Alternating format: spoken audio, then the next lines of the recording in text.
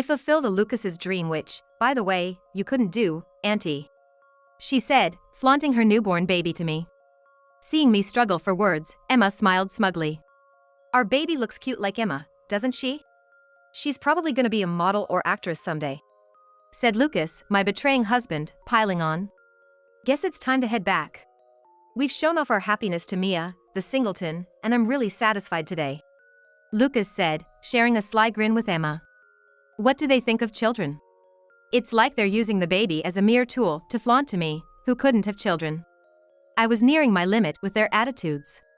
Then I realized something. Huh? This child? What's up with you all of a sudden? Lucas reacted slightly to my voice as I muttered without thinking. Suddenly, I found the situation amusing and chuckled. Gently stroking the baby's cheek, I said. She's like an angel, but her skin. As I revealed a certain truth, the smug smiles on their faces instantly froze. My name is Mia Brown, 52 years old. My husband Lucas is an executive at a major trading company, and I have supported him as a housewife for many years. Lucas sometimes brings his subordinates home to enjoy my home cooking. Mostly, he boasts about his younger days. The subordinates Lucas brought over would say, "Wow, that's impressive," and politely chuckle through his long stories. When they praised my cooking as delicious, Lucas would smirk and say, "Well, that's about the only talent she has and she should be grateful to be fed by a high earner like me, otherwise, she's just a burden," belittling me in front of them. I'd be lying if I said it didn't bother me, but I've always told myself I'm not in a position to argue. We've been married for almost 30 years, yet we don't have children. I always dreamed of having at least 2 kids after getting married, and we spent time and money on fertility treatments, but we weren't blessed with children. I felt a sense of guilt for not being able to bear children. So, no matter how insensitive Lucas's comments were, I'd just smile and think, I can endure this much. Besides, when Lucas talked about work, his eyes sparkled like a boy's, and I was happy to be a part of his strength. After all, I'm in love with Lucas. Besides cooking, I had another talent. Sewing, a hobby I've had since my student days. I started by imitating my mother sewing dolls by hand, and they became quite popular among my friends. Utilizing that skill, I started making stuffed toys and charm bags, hoping to help out with the household finances, even just a little. It might not amount to much compared to my high-earning husband's income. Still, I continued this modest side job, driven by the desire to at least feed Lucas something delicious. On weekends, our niece Emma often comes to stay at our apartment. Emma is the only daughter of my sister, Nora, and works in administration at a small trading company. There was a reason she came to stay over. It was to support an up-and-coming idol group. You know, Mateo was on TV for a bit the other day. Man, he was so cool. Emma arrived fanning herself with a fan that had a young man's photo on it. This young man, Mateo, was the leader of the idol group on her fan. Their group holds regular performances at a club near our apartment every weekend, and that's why she stays over to match their schedule. Emma, you've got even more merchandise recently, haven't you? Each time Emma visited, the pile of her belongings in our room grew. Well, when new merchandise comes out, I just gotta have it. And Mateo is the most popular, so everything sells out as soon as it's released. I absolutely have to get it. I could only smile wryly at my niece's excitement before a performance. Indeed, buying merchandise of your favorite idol is a joy for a fan, and I used to collect records of my favorite singers, so I understand the feeling. However, I wondered if it was necessary to bring all these purchased goods to our house. Isn't it hard to carry all that around? It's fine. I store the merchandise I buy here. Emma nonchalantly placed her belongings in a corner of our bedroom. It's just me and my husband living here, so it's not that spacious. Oh, come on. It's fine. Uncle Lucas just comes home to sleep anyway. I had no choice but to accept my niece's whims. Oh, and this, I forgot. My mom gave it to me to bring. Saying this, Emma took out a package of premium tea leaves from her bag. My sister's family occasionally sends gifts when Emma stays with us, and she always brings something like this every time. You really don't have to go to all this trouble. After graduating high school, Nora worked out of state until she was 30. Then, she took over the family's gift shop, and Charles, who had been working there as an employee, joined the family as a son-in-law. Ever since a big shopping mall opened nearby, our business has really taken a hit. I always tell them they don't need to bother with gifts. I'm sorry for all the trouble Emma's causing. My sister kept apologizing over the phone, saying, I'm sorry for all the trouble Emma's causing, with a tone of regret. But Emma herself has been pushing the limits lately. She started entering our room even when me and my husband weren't home. It turns out, Lucas had given her a spare key. She comes over every week, so it's just more convenient for her to have a key, right? Lucas said, always too lenient with Emma. You're the best, Uncle Lucas. You totally get it. Saying that, Emma hugged Lucas's arm, and Lucas relaxed his facial muscles with a pleased grin. Well, can't help it, I guess. At first, I tried to be as accommodating as possible. But then, one day, about 3 months later, an envelope with cash that should have been in my bedroom drawer was missing. When I asked Emma about it later, she replied without any remorse, sorry, Auntie. I borrowed it. I just had to have Mateo's new merchandise. Emma looked at me with a pleading face, but she's working and should be earning enough to live comfortably. She's making a decent income, enough not to struggle with living expenses. Wouldn't it be more satisfying to buy things with money you earned yourself? Of course, I'd love to buy with my own salary. But it's just not enough. She said casually, which really worried me. How much money was she pouring into collecting her idol's merchandise? And it wasn't just about the money. Recently, my skincare products like lotions and creams have been disappearing rapidly. Lucas has never been one to care about skincare, so it had to be Emma. When I confronted her, Emma casually admitted to her wrongdoing. Sorry, Auntie. I just thought I'd use it since it was there.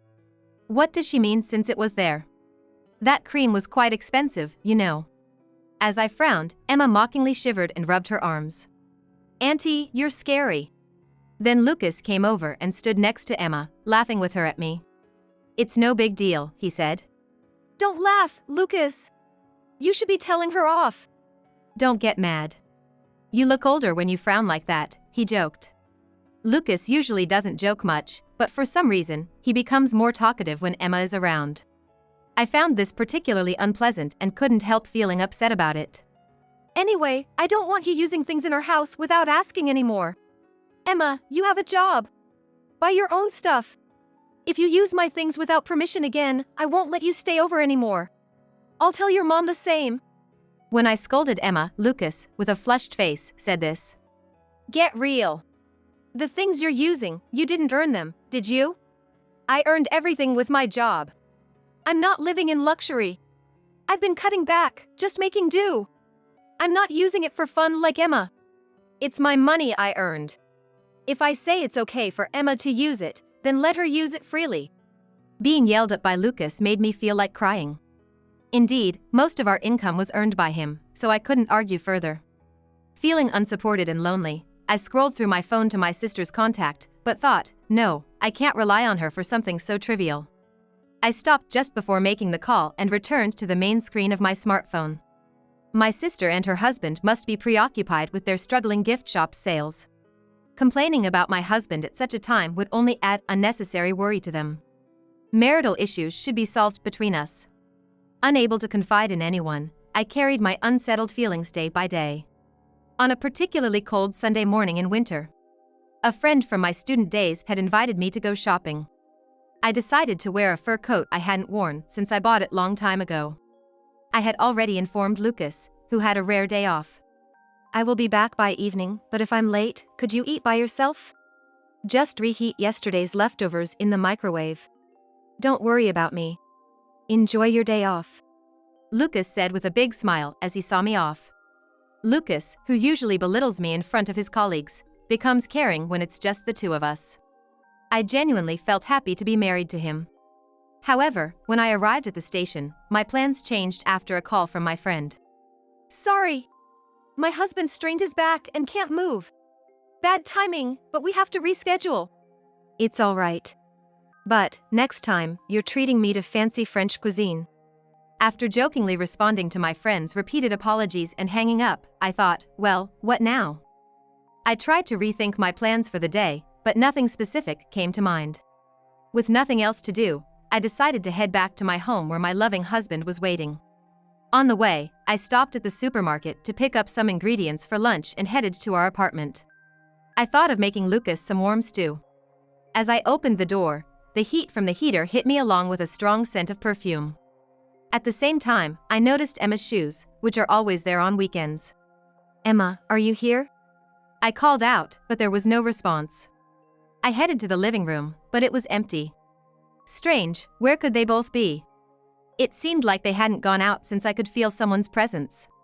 I stored the groceries in the fridge and decided to look around the apartment again. From the bedroom, I could hear Lucas's snoring. Was he taking a nap this early in the day? I didn't know much about Lucas's job, but being a vice president, I assumed his weekdays were probably tough. So, I thought I should let him sleep on his rare days off. However, when I opened the door to see Lucas's face, an unbelievable scene before my eyes made me doubt what I was seeing. On the bed, where Lucas and I usually slept, lay Lucas and Emma, both naked and sleeping side by side. They were both breathing deeply in sleep, completely unaware of my return. "Oh, you," I called out in a barely audible voice. The feeling of disappointment in my husband was stronger than my anger. After calling him several times, Lucas finally opened his heavy eyelids. Is that you, Mia? You're back earlier than I expected," he said, half asleep, and closed his eyes again. "Welcome back, Emma." Emma slowly stretched and sat up, murmuring sleepily. As Emma became aware of my presence, she shook Lucas's body next to her. "Uncle Lucas, wake up. We've been caught. Wake up." Her voice was playful, like a child who got caught while playing hide and seek, as she spoke to Lucas with a mischievous smile.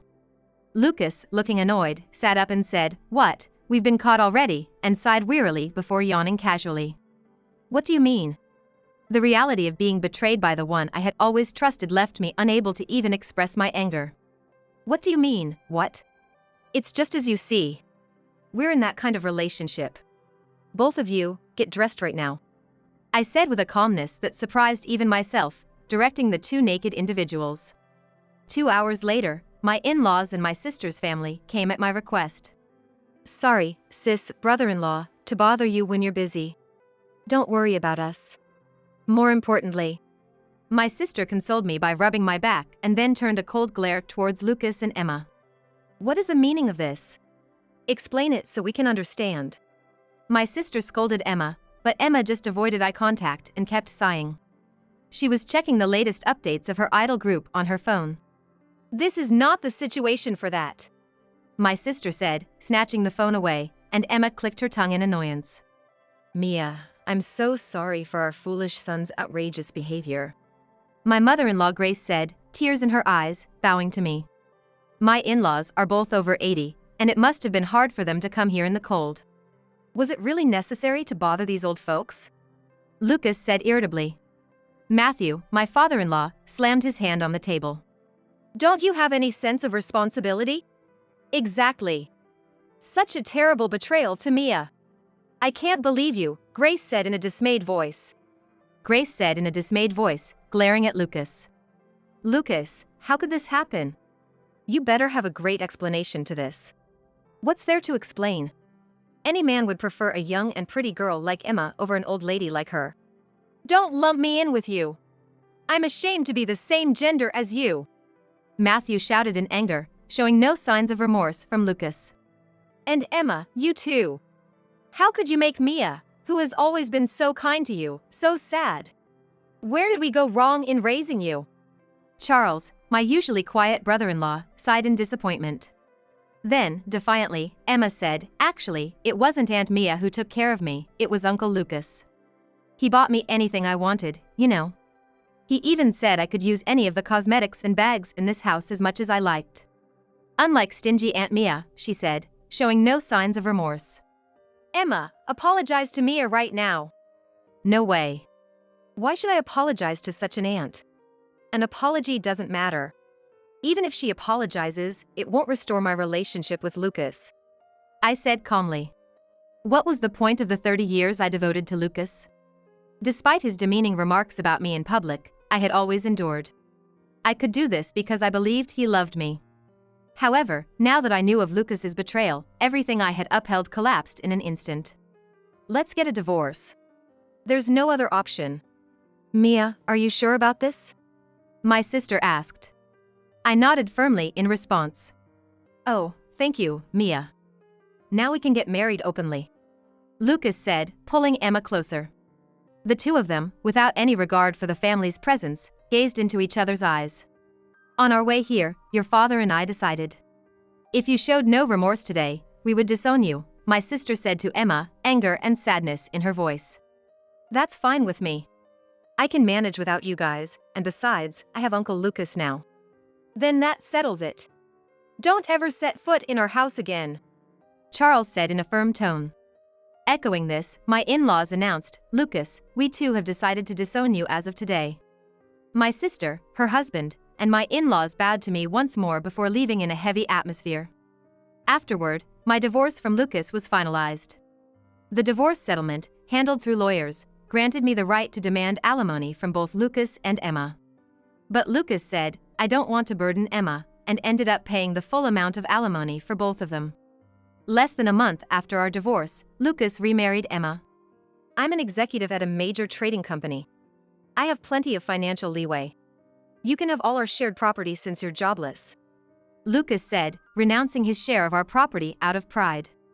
In addition to that, he had to pay alimony for both himself and Emma, which seemed to be putting him in a tough financial situation. But that was no longer my concern, so I decided to move forward without worrying about Lucas. I moved back to my parents' home and began helping out at the gift shop run by my sister and her husband. Both my elderly parents were in a care facility. On days when my sister and her husband visited our parents, I took over the shop. Sorry to always make you help out. I'm the one imposing. I can't just eat without doing anything, I said. My sister and her husband always showed concern for me, especially since their daughter had caused such trouble. I felt more apologetic than grateful, knowing their concern. 3 years after returning to my parents' home, during the summer, Lucas and Emma suddenly appeared right in front of me. What are you guys doing here? I wondered as their smiling faces entered my view while I was tending the shop, a dark, uneasy feeling spreading in my chest. Long time no see, Aunt Mia. Emma, who greeted me, was cradling a newborn baby in her arms. Seeing the baby, I was lost for words. Emma holding the baby meant it must be her child. And naturally, Lucas would be the father. Seeing me at a loss for words, Emma wore a triumphant smile. I fulfilled a Lucas's dream which, by the way, you couldn't do, Auntie, she said while soothing the baby.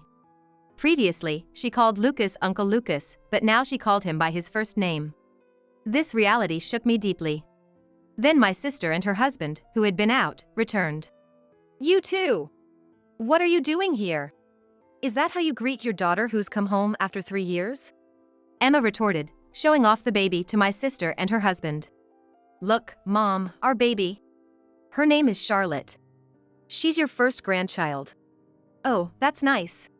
Nora said this without any emotion, not even meeting her daughter's eyes. Emma turned to me and smiled. I came to announce the birth. Celebrate with us, Auntie. Say hello to Charlotte. Stop it. What are you thinking, really? Can't you consider me as feelings for once? Charles, usually mild-mannered, raised his voice, unable to contain his emotions this time. Our child is cute and looks just like Emma, right? She'll probably be a model or actress in the future, Lucas said, doting over the baby. Lucas said this, doting over the baby. Frustrated, my sister grabbed a broom, trying to chase them away. Please leave. This is not your place. You're disturbing our business, so just go away. Maybe it's time to leave. We've bragged enough about our happiness to lonely Mia. I'm very satisfied with today, Lucas said, exchanging a smug look with Emma. I wondered what they really thought of their child. They probably just flaunted it in front of me to bask in a sense of superiority, treating it merely as a tool for that purpose. I sadly watched the baby in Emma's arms. Then, I realized something. Wait, this child? What's wrong? Lucas asked, puzzled by my head tilt. I suddenly found it amusing and started to laugh, haha. What's the matter, laughing all of a sudden? Are you okay? Auntie, did the shock make you go crazy? I gently stroked the baby's cheek and said. She's like an angel, but her skin. Her skin? What about her skin? She looks very healthy. Unlike Lucas, she has a beautiful tan. The baby's skin was indeed a striking tan, unlike Lucas's fair complexion. What's wrong with that? No one in my family or relatives has such tan skin. So? There are people with tan skin in the world. Oh, now that you mention it, Emma once said her grandfather was tan. That's called skip-generation inheritance, right? Lucas speculated with a knowing look, raising his index finger. But as he spoke, my suspicions about Emma transformed into certainty. Impossible. What do you mean, impossible? Lucas demanded, suddenly anxious and raising his voice.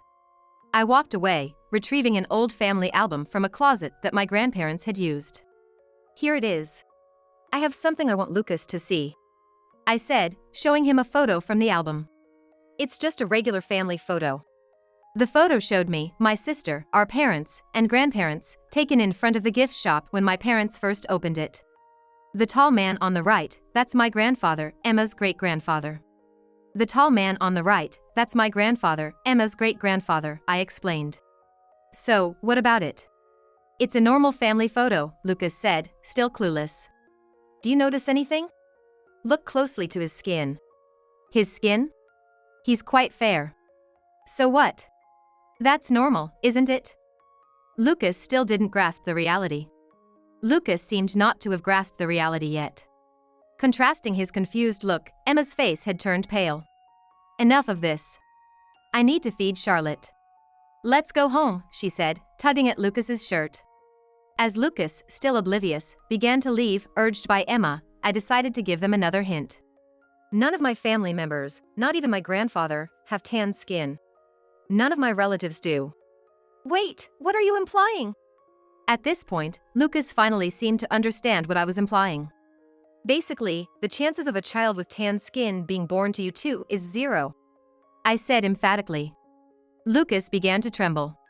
It's a waste of time being here. Let's just go, okay? Emma kept urging Lucas, but now that he understood the situation, he didn't move. He turned to Emma and confronted her harshly. What does this mean? If a tan child can't be born between you and me, then whose child is this? I have something else I want you to see, I said, snatching a keychain with Mateo's photo, which Emma always carried, and showing it to Lucas.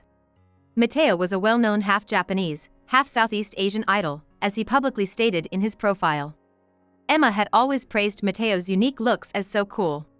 This kid. She has exactly the same skin color as Mateo. Emma initially looked frightened but then defiantly laughed. Ah well, the cat's out of the bag. Exactly. Charlotte isn't your child. She's mine and Mateo's, she admitted. When I flirted a bit, he immediately fell for me, Emma boasted about her relationship with Mateo. Emma boasted about her relationship with Mateo. You've been cheating on me? Like, seriously, did you really think a young and cute girl like me would be attracted to an uncle like you? That's so hilarious. How naive can you be? I approached you just because you're an executive at a good company and seemed rich. Having lots of money meant I could buy more of Mateo's merchandise. By buying lots and giving him gifts, I could have him all to myself. So I was just an ATM to you. Lucas realized angrily. Of course. I've been putting up with this for the money. Who would share a bed with an uncle like you otherwise? I've let you dream for 3 years. You should be thanking me. What? In front of my sister and me, who were taken aback, Emma and Lucas started arguing. Both of you, stop it. The baby is crying. Can't you hear her cries? My sister yelled, stopping their quarrel. I don't want to see this disgraceful behavior any longer. You two are nothing to us, just strangers. Just go away. Chased away by my sister, Emma and Lucas left. Poor Charlotte. I frankly thought so. 2 months passed, and then one day. Lucas came to see me alone this time. Suddenly, he knelt down in front of the store and, without any shame, begged me, please, Mia, let's start over. We had a DNA test, which confirmed there was no blood relation between me and Charlotte, meaning I had been deceived. Oh, really? So? I just couldn't forgive Emma and Mateo for conspiring against me, tricking me into believing I was the father of a child that wasn't mine. So I went backstage at their concert and demanded they pay me compensation. Oh my, that must have been quite the ordeal for you. I wasn't particularly interested, but I decided to listen to his story anyway. I was already aware of the situation, having seen it on TV and in magazines. Mateo had an affair with a married fan and was accused of deceiving her husband into raising the child. This scandal brought the previously obscure idol group into the national spotlight. The backlash was so intense that Mateo's agency had to terminate his contract, as reported on various talk shows. Due to the nationwide backlash, Mateo's agency found it impossible to defend him and eventually terminated his contract, as reported by the talk shows. I saw it on TV too, he got what he deserved. Right? They're really terrible. Lucas agreed, smiling as if he had found a kindred spirit. Moreover, the tabloids relentlessly investigated, not even sparing Emma, Mateo's partner. Astonishingly, Emma was involved with multiple men besides Mateo, earning money.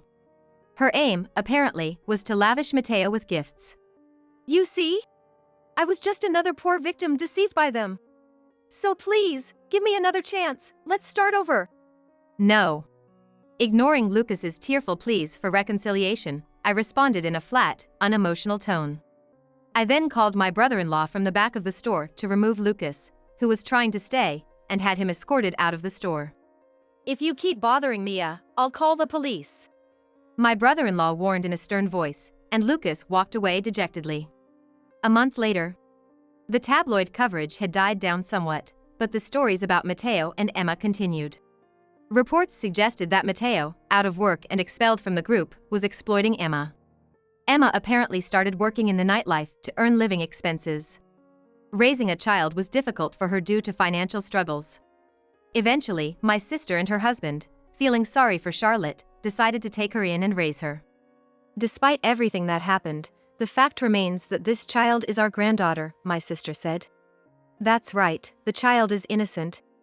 They both take care of Charlotte while running their gift shop every day. As for me, I moved out of my parents' house and opened the sewing class I always dreamed of. I couldn't always rely on my sister and her husband. Although Nora told me I could stay as long as I needed, I had my own aspirations. When I told her about my plans, she gave me a strong supportive push forward. Charlotte's first birthday is coming up soon. What should I get her for a present? Half wanting to see Charlotte and half wanting to see my sister and her husband, I still find time to visit their gift shop occasionally.